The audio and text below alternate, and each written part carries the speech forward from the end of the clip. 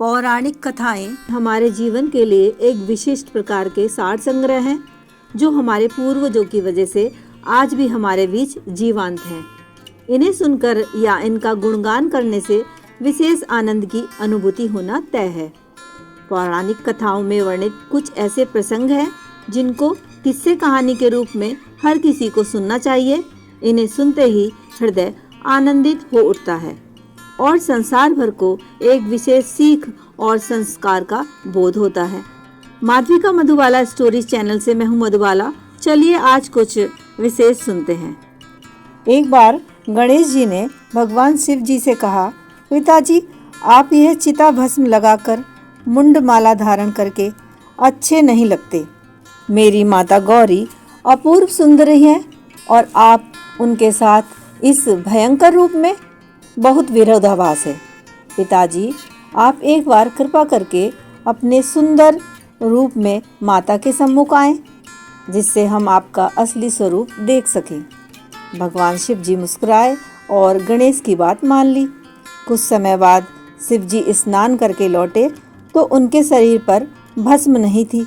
बिखरी जटाएं संवरी हुई थी, मुंडमाला भी उतरी हुई थी।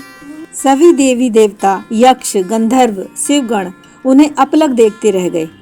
वो ऐसा रूप था कि उनके सामने मेनका का रूप और मोहिनी अवतार का रूप भी फीका पड़ जाए।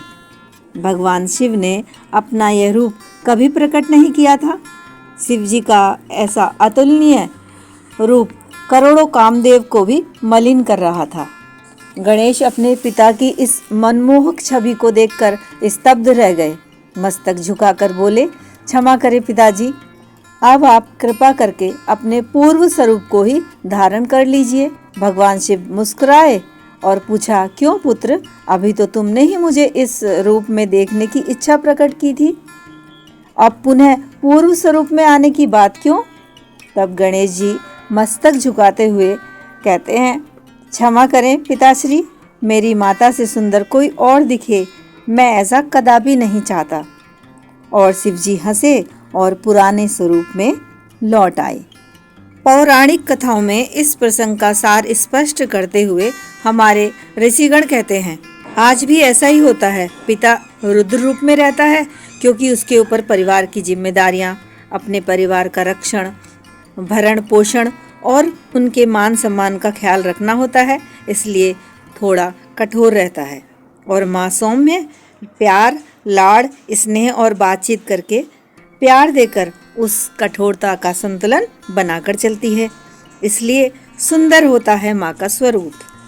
और यदि पिता के ऊपर से भी जिम्मेदारी का बोझ हट जाए तो वह भी प्रसन्न और सुंदर दिखने लगेंगे। इसलिए दोस्तों सदैव प्रसन्न रहिए। थोड़ा है, थोड़े की ज़रूरत है और ये ज़रूरत कभी ख़त्म नहीं होने वाली। जो आपके पास है उसी में खुश रहें, जो प्राप्त है वही पर्याप्त है। दैट्स ऑल दोस्तों, खुश रहें, मस्त रहें, सदा जीवन में खिलखिलाते रहें। कहानी पसंद आए तो लाइक, शेयर और कमेंट अवश्य करें। और यदि चैनल पर नए हैं तो मेरे चैनल को सब्सक्राइब करना न भूलें। धन्यवाद दोस्तों, आपका दिन शुभ हो। जय श्री कृष्णा।